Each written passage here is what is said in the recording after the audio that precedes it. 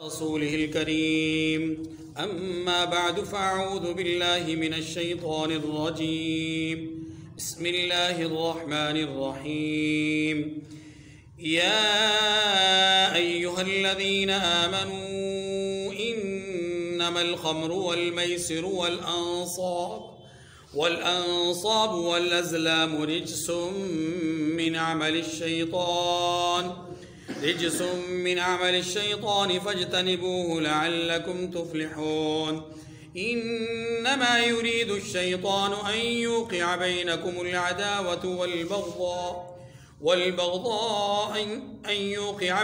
العداوة والبغضاء في الخمر والميسر ويصدكم عن ذكر الله وعن الصلاة فهل أنتم منتهون وأطيعوا الله وأطيعوا الرسول واحذروا فإن توليتم فاعلموا أنما على رسولنا البلاغ المبين ليس على الذين آمنوا وعملوا الصالحات جناح فيما طعموا إذا ما اتقوا وآمنوا وعملوا الصالحات ثم اتقوا وأحسنوا والله يحب المحسنين صدق الله العظيم۔ سورۃ المائدہ کی آیت نمبر 90 سے آیت نمبر 93 تک 4 آیات کریمہ کی تلاوت ہوئی ہے۔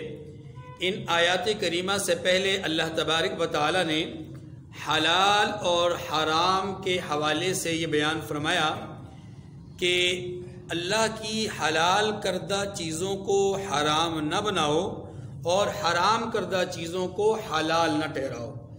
حلال چیزوں کو حرام بنانا یہ اللہ کی جو مظاہر قدرت ہیں یا اس کے طرف سے جو فوائد اور حکمتیں ہیں ان کی مخالفت ہے، اس لیے اس سے بھی روحانی طور پر نقصان پیدا ہوتا ہے۔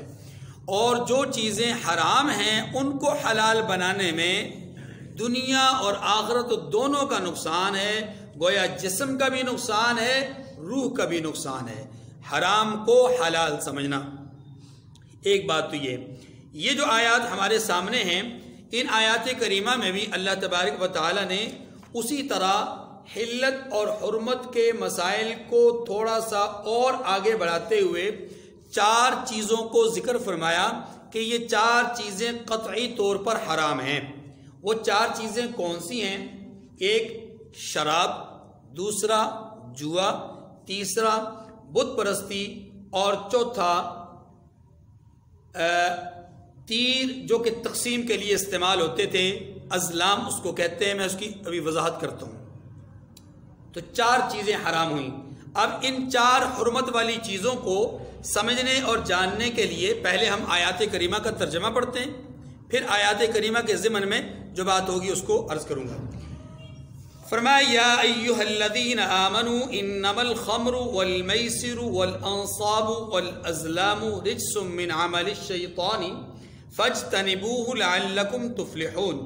اے ایمان والو، شراب اور جوا اور بت اور پانسے یہ سب ناپاک کام اعمال شیطان سے ہیں، ناپاک کام ہیں اور شیطان کے اعمال میں سے ایک عمل ہے۔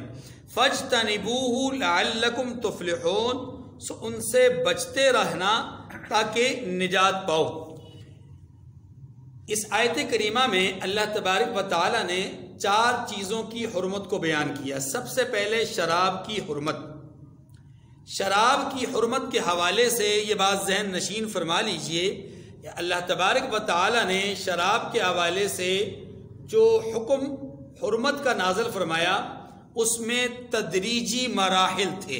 تدریجی مطلب آہستہ آہستہ جا کر کے حکم قطعی آیا۔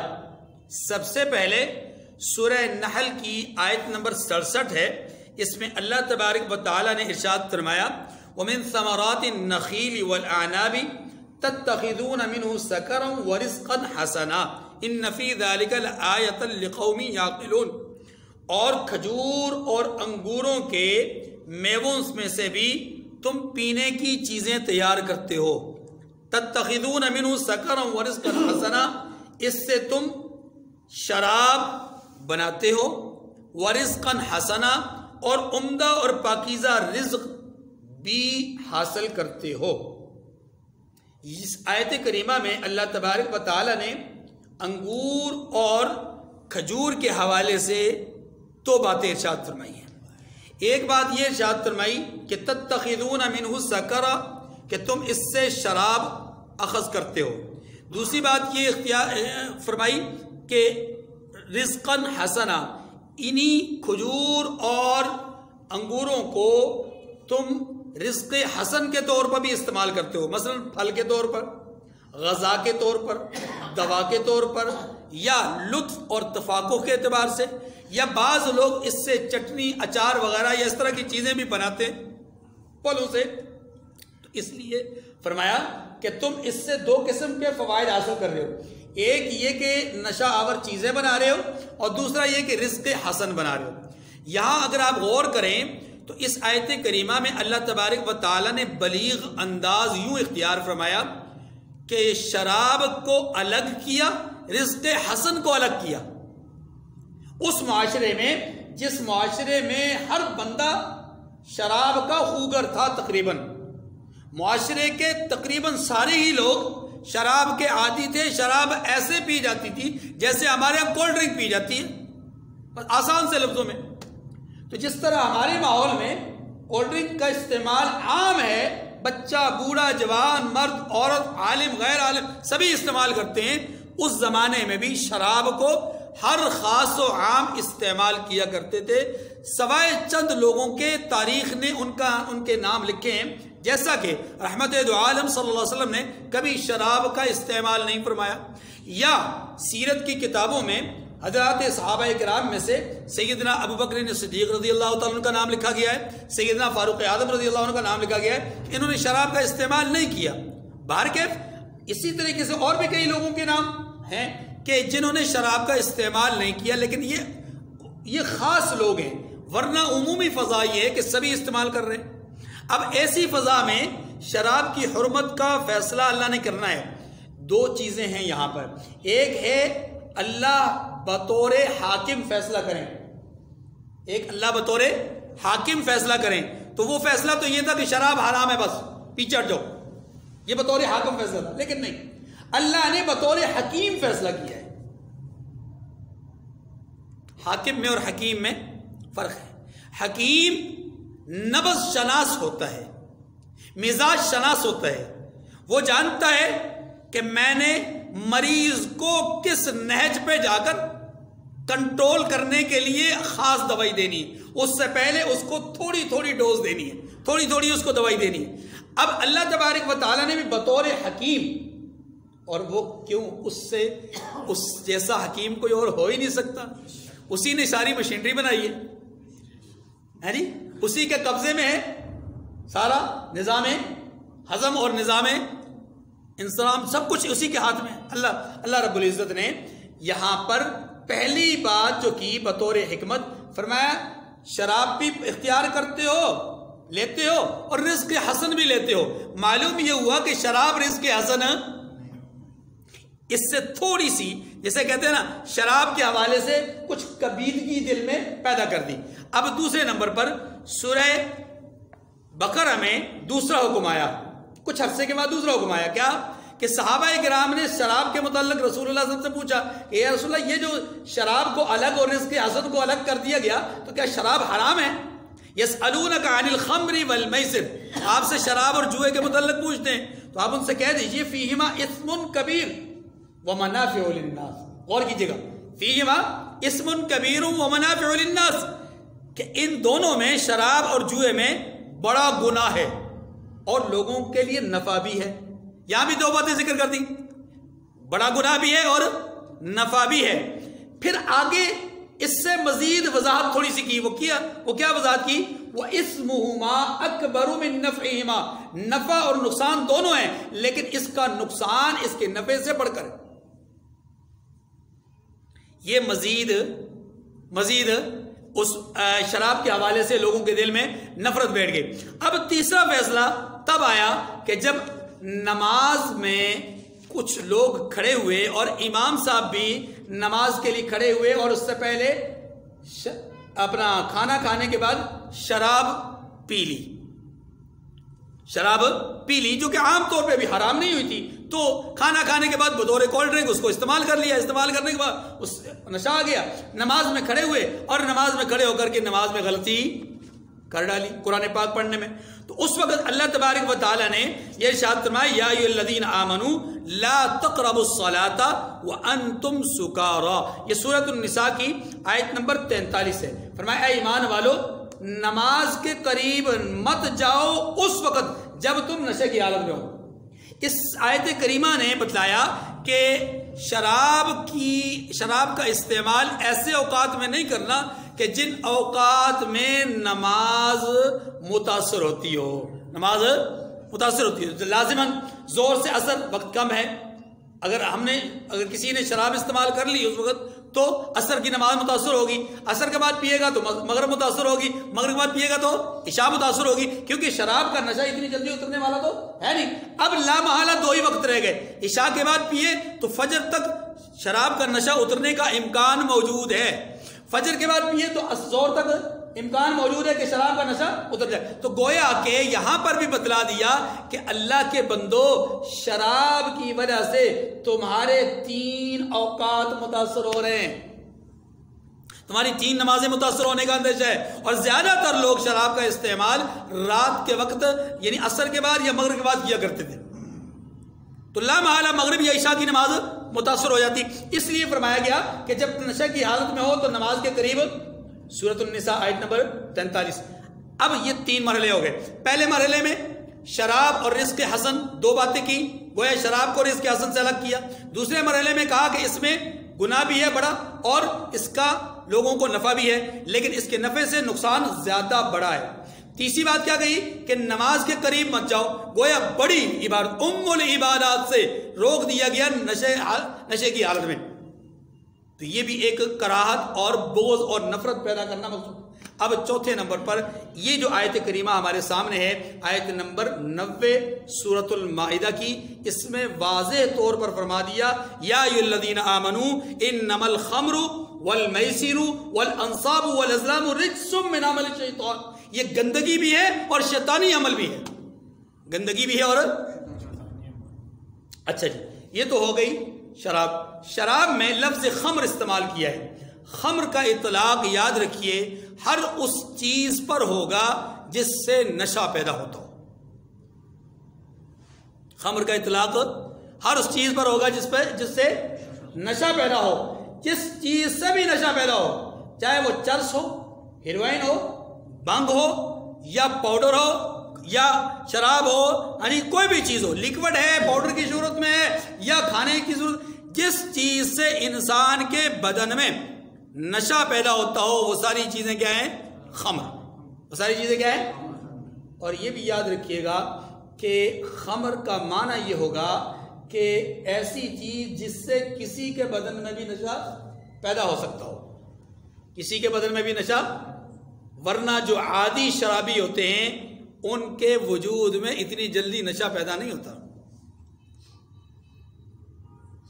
اسی لیے تو بعض سیانے لوگ، جج قسم کے لوگ، ہاں جی، انہوں نے یہ کہہ دیا کہ جناب شراب حرام اس لیے نہیں لگتی کہ اب شراب میں نشہ ہی کہاں ہے، میں پیتا ہوں مجھے تو نشہ نہیں ہوتا، لہذا یہ حرام نہیں ہے۔ بھائی آپ پیتے ہیں، آپ کو نشہ نہیں ہے، یہی چیز کوئی شریف آدمی پیے پھر بتائیں، اس سے پوچھیں کہ جناب نشہ ہے کہ نہیں ہے؟ آپ تو عادی ہو گئے نا، آپ تو عادی ہو گئے، آپ کی بات ہی نہیں ہو رہی، بات تو یہ ہو رہی کہ مطلقاً قلب سلیم پر اس کا اثر پڑتا ہے کہ نہیں۔ تو یاد رکھیے خمر کا اطلاق ہے، ورنہ اصل میں خمر کہتے ہیں انگور کے اس رس کو جو نکال کر آگ پر نہیں، دھوپ میں اس کو پکایا گیا ہو اور دھوپ میں پکا کر اس میں تمازت پیدا کی گئی ہو اور اس سے نشہ پیدا ہو، اصل شراب وہ ہوتی ہے، اصل شراب وہ ہوتی ہے۔ لیکن یاد رکھیے کہ ہر وہ چیز شراب ہے، کل مسکر حرام، ہر وہ چیز حرام ہے جو نشہ آور اور نشہ پیدا کرتی ہو۔ ایک تو یہ بات ہو گئی۔ دوسری بات والمیسر، جوا۔ جوا آپ جانتے ہیں کیا چیز ہوتی ہے؟ جوا کسی بھی چیز میں تھوڑی رقم لگا کر کے بلا مشقت و بلا محنت زیادہ رقم ملنے کا امکان ہو یا اس رقم کے ڈوب جانے کا اندیشہ ہو، اس کو جوا کہتے ہیں۔ بس ختم، سیدھی سی بات۔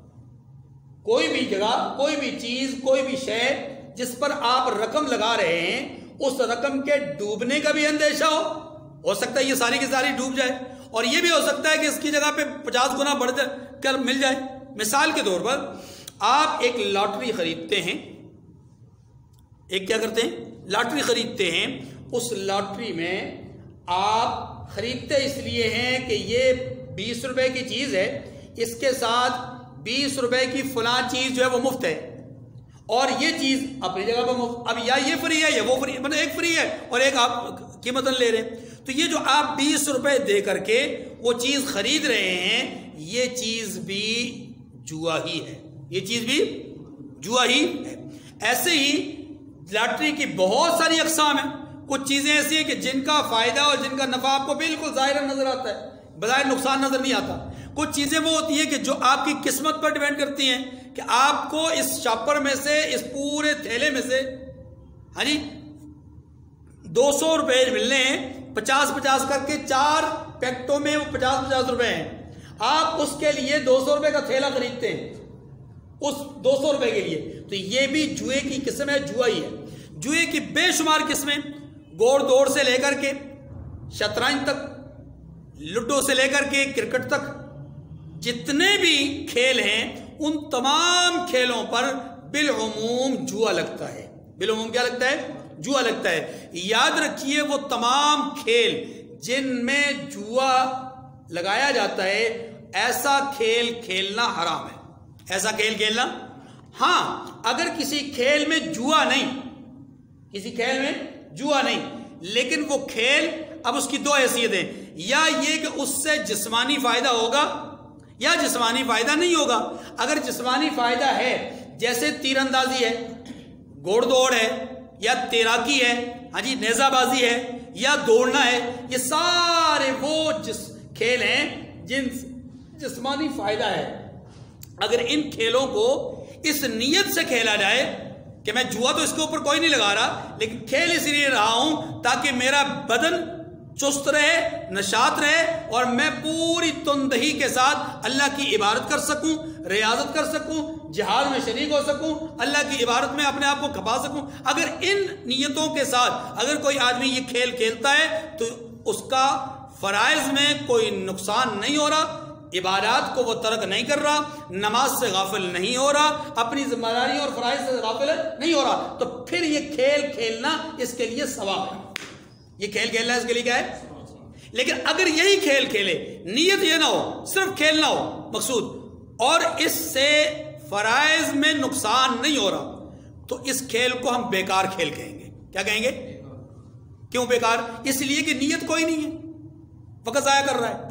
لیکن اگر اسی کھیل کو، اب تیسری حیثیت، اسی کھیل کو کھیل رہا ہے، اسی کھیل کو کھیل رہا ہے، وقت ضائع ہو رہا ہے، اگرچہ نیت یہ ہے کہ میں اس سے اپنے بدن کو عبادت کے لیے تیار کر سکوں، لیکن اس کی وجہ سے نماز کا فرض وقت یا جماعت اس کے ہاتھ سے نکل رہی ہے، تو پھر یہ کھیل کھیلنا اس کے لیے کیا ہو گیا؟ گناہ ہو گیا۔ حالانکہ کھیل اچھی نیت سے رہا ہے، لیکن عملاً وہ اس کا عمل اچھا نہیں۔ ٹھیک ہے جی۔ اگر ایسا کھیل کھیل رہا ہے جس سے، اب دوسری قسم، ایسا کھیل کھیل رہا ہے کہ جس سے جسمانی طور پہ کوئی فائدہ نہیں ہے، مثلا بیٹھے ہوئے لوڈو کھیل رہا ہے، شطرنج کھیل رہا ہے، وہ کیا کہتے ہیں اس کو، پتھر چھوٹے چھوٹے رکھ کر کے ادھر سے ادھر، ادھر سے ادھر اٹھانے، یہ اکثر بابے کھیل رہے ہوتے ہیں، آپ جائیں نا فٹ بال تو اکثر بابے کھیل رہے ہوتے ہیں۔ کیا کہتے ہیں؟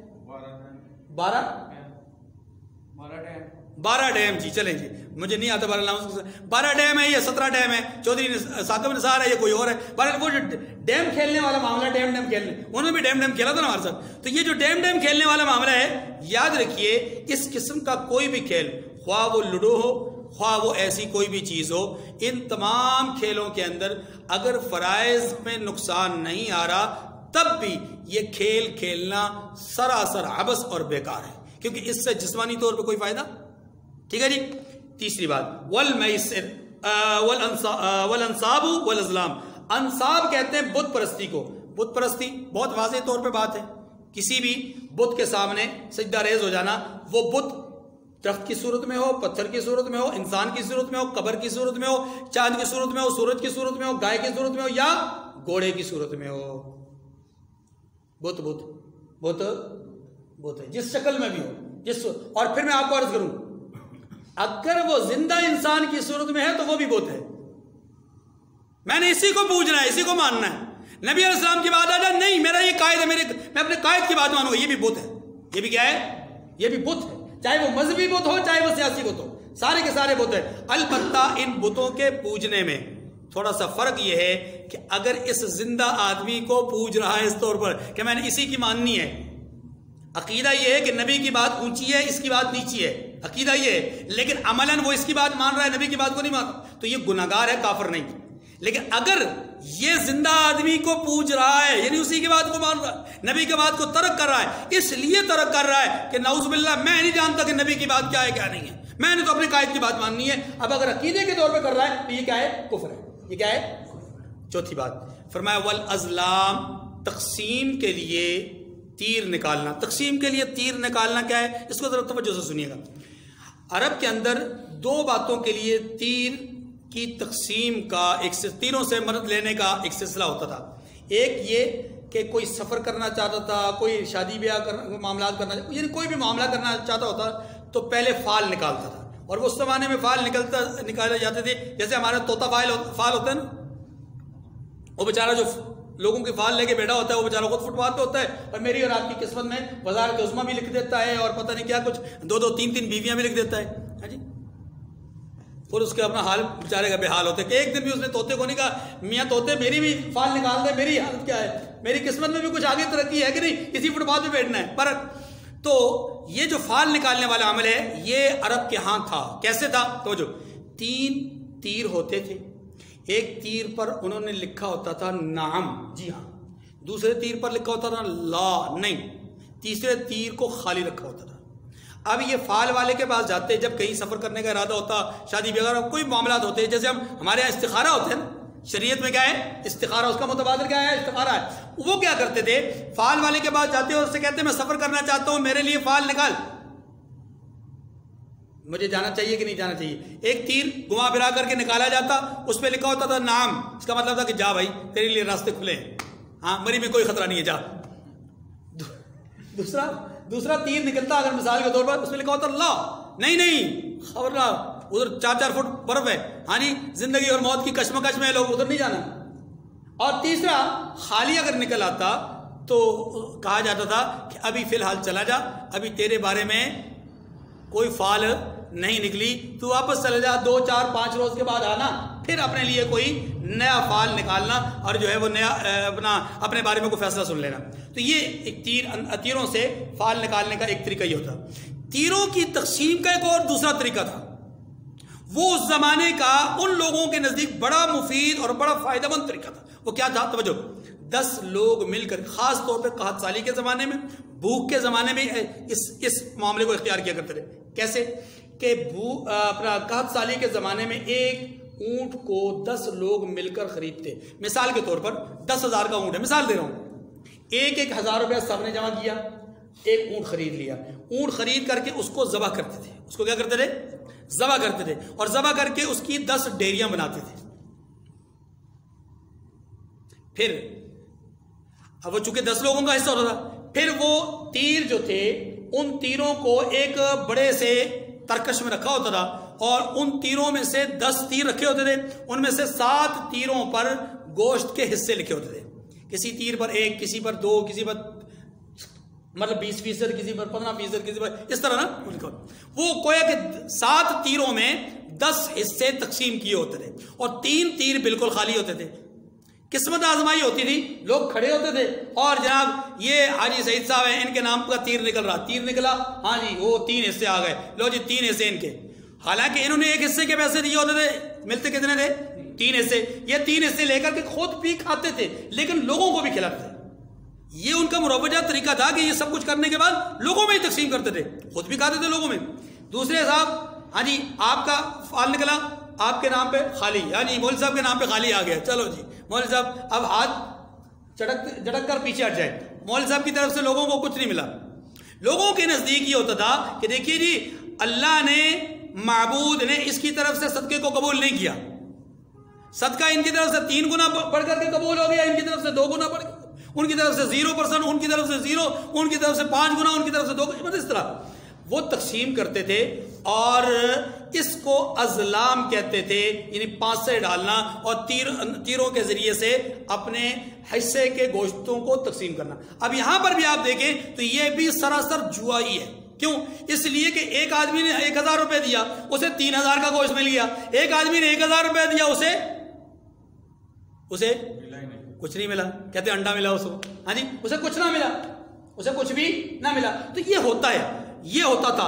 اللہ تبارک و تعالیٰ فرمایا کہ یہ طریقہ بھی غلط ہے، یہ طریقہ بھی غلط ہے، 100% جوا ہے، اس لیے سب کچھ حرام ہے اور یہ شیطان کے اعمال ہیں۔ شیطان کے اعمال ان کو کیوں کہا؟ توجہ، شیطان کے اعمال، گندگی کہا، پھر شیطان کے اعمال۔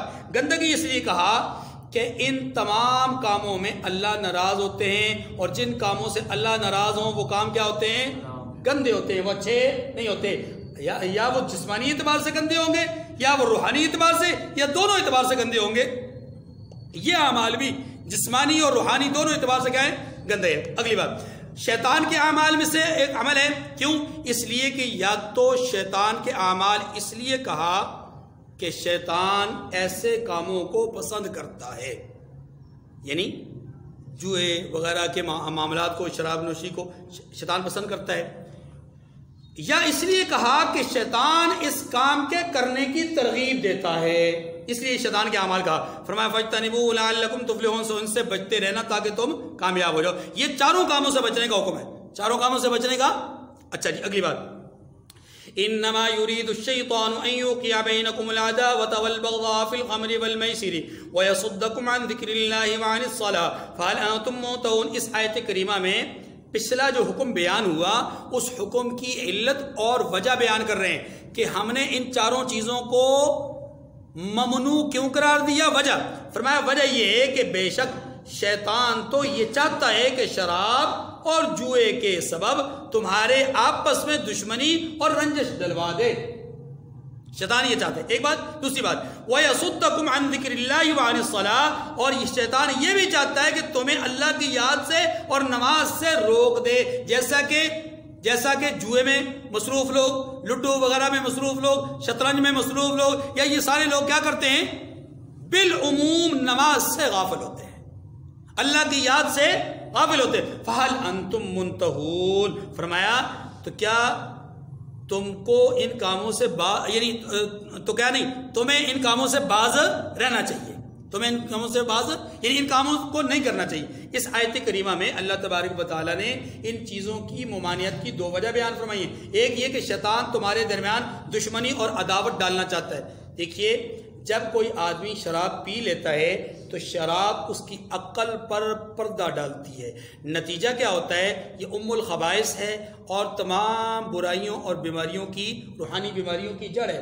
جب کوئی آدمی شراب پی لیتا ہے تو خمر عقل کی وجہ سے، عقل پہ پردہ پڑ جانے کی وجہ سے نتیجہ کیا ہوتا ہے کہ وہ اول فول بکتا ہے، گالیاں بکتا ہے، جس سے سننے والے کے دل میں اس کے لیے نفرت بیٹھتی ہے، یا وہ اپنے بدن کو برہنہ کر دیتا ہے، دیکھنے والوں کے دل میں نفرت بیٹھتی ہے، یا اس کے اس عمل کی وجہ سے اچھے اور شریف لوگ اس سے بغض کرتے ہیں۔ نتیجہ کیا ہوتا ہے؟ اس بغض اور نفرت کے بیج کو جو بویا گیا ہے، اس کا جب کومپل اٹھے گی، اس کا جب درخت اگے گا تو یقیناً وہ بہت کیا ہوگا؟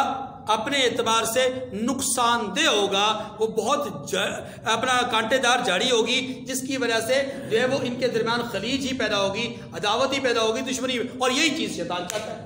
شیطان تو چاہتا ہے کہ 2 مسلمان آپس میں کیا کرتے رہیں، 2 انسان آپس میں لڑتے رہے، 2 بھائی آپس میں لڑتے، شیطان کا کام ہی ہے۔ ایک بات تو یہ کی، دوسری بات یہ کی کہ یہ جو اعمال ہیں، یہ اعمال آپ کو اللہ کے ذکر سے اور نماز سے غافل کرتے ہیں، اور یہ بالکل حقیقت پر بات مبنی بات ہے۔ آگے چلیے، اب آگے فرمایا واطیعوا اللہ واطیعوا الرسول واحذروا فإن توليتم فاعلموا انما على رسولنا البلاغ المبین. سنو، اللہ کی فرمان برداری اور رسول خدا کی اطاعت کرتے رہو اور واحذروا ڈرتے رہو. اگر تم منہ پھیر دو گے تو جان لو کہ انما علی رسولنا البلاغ المبین، ہمارے رسول کا کام کیا تھا؟ پیغام کو کھول کر بیان کرنا تھا. سب پیغمبر نے اپنا کام پورا کر دیا. اب اگر تم اللہ اور اس کے رسول کی اطاعت کرتے ہو، ڈرتے ہو تو بہت اچھی بات، نہیں ڈرتے تو پھر یاد رکھ لو یہ ایک دھمکی ہے، وارننگ ہے. رسول کا کام پہنچانا تھا تو پہنچا دیا. اب آپ کا جو انجام کار ہے اس کا خمیازہ آپ کو خود ہی بھگتنا ہے. اگر آپ کا انجام برا ہوتا ہے تو اس میں نبی کا کوئی قصور نہیں. اگلی بات لیس علی الذین آمنوا، اس آیت کریمہ میں جو بات بیان کی گئی آخری، یہ کیا ہے؟ سنیے، شراب کی حرمت میں چونکہ یہ قطعی آیت ہے، اب بہت سارے لوگوں کے دل میں وسوسہ پیدا ہوا. توجہ، یہ چونکہ مسجد اپنا مدینہ منورہ میں یہ شراب کی حرمت ہے اور یہ شراب کی حرمت بدر و احد کے بعد کی ہے، تو سوال یہ پیدا ہوا کہ بدر کے 12 شہداء یا احد کے 70 شہداء یا اس کے علاوہ جو صحابہ اکرام دنیا سے چلے گئے ان میں سے کچھ وہ لوگ بھی تھے جنہوں نے شراب کا استعمال کیا، کچھ وہ بھی مرد تھے جنہوں نے شراب کا استعمال کیا اگرچہ وہ شہید نہیں ہوئے، فوت ہو گئے. کچھ وہ بھی عورتیں تھیں جنہوں نے شراب کا استعمال کیا، وہ فوت ہو گئی. اب سوال یہ ہے کہ ان کی نمازوں کا کیا بنے گا، ان کے ایمان کا کیا بنے گا، ان کے اسلام کا کیا بنے گا، ان کے دین کا کیا بنے گا؟ یہ سوال تھا. اس سوال کا جواب دیا گیا کہ جب تک حرمت نہیں تھی جس نے بھی استعمال کیا اس پر کوئی گناہ نہیں. گناہ تو تب ہے نا جب حرمت کا فیصلہ آ گیا. بھائی قانون شکنی تو تب ہوتی ہے جب قانون آتا ہے، قانون ہی نہ ہو تو قانون شکنی نہیں ہوتی. لیس علی الذین آمنوا وعملوا الصالحات جناح فیما طعموا اذا ما اتقوا وآمنوا وعملوا الصالحات ثم اتقوا وآمنوا ثم اتقوا واحسنوا. 3 دفعہ تقوی کا اظہار ہے. فرمایا کہ جو لوگ ایمان لائے اور نیک کام کرتے رہے ان پر ان چیزوں کا کوئی گناہ نہیں جو وہ کھا چکے. یعنی ان حرام چیزوں میں سے جو چیز اب جو حرام ہے ان میں سے کوئی چیز اگر استعمال کر لی جوئے کی صورت میں، پاسے کی صورت میں، یا شراب کی صورت میں، تو وہ حرام کیوں؟ کوئی گناہ نہیں. کیوں؟ اس لیے کہ حرمت نہیں آئی تھی. آگے فرمایا جبکہ انہوں نے پرہیز کیا اور ایمان لائے. اللہ اکبر. یہ پہلا تقوی ہے. یہ پہلا کیا مطلب یہ کہ ان کا عقیدہ درست تھا. ان کا عقیدہ، پہلے تقوی سے مراد عقیدہ ہے. اگر ان کا عقیدہ درست تھا تو پھر ان پر کوئی گناہ نہیں. اگلی بات فرمایا وعملوا الصالحات، ایمان لائے اور پرہیز کیا اور اعمال صالحہ کیے. وہ پہلی بات. دوسری بات ثم اتقوا وآمنوا، پھر ایمان لائے پھر پرہیز کیا. پھر ایمان لائے پھر اس کا کیا مطلب ہے؟ ایمان تو پہلے ہی لے آئے، پرہیز تو پہلے ہی کیا. یہاں کون سا پرہیز ہے؟ یہاں کون سا تقوی ہے؟ یہاں تقوی سے مراد گناہوں سے بچنا. یہاں تقوی سے مراد کیا ہے؟ گناہوں سے بچنا. اور تیسرا کیا ہے؟ ثم اتقوا واحسنوا، اور پھر پرہیز کیا اور نیکوکاری کی. یہاں پرہیزگاری سے مراد کیا ہے؟ یہاں پرہیزگاری سے مراد اللہ کی قربت اختیار کرنا. اللہ کی قربت اختیار. واللہ یحب المحسنین، اللہ نیکی کرنے والوں کو پسند کرتا ہے، دوست رکھتا ہے. وآخر الدعوانا ان الحمد للہ رب العالمین.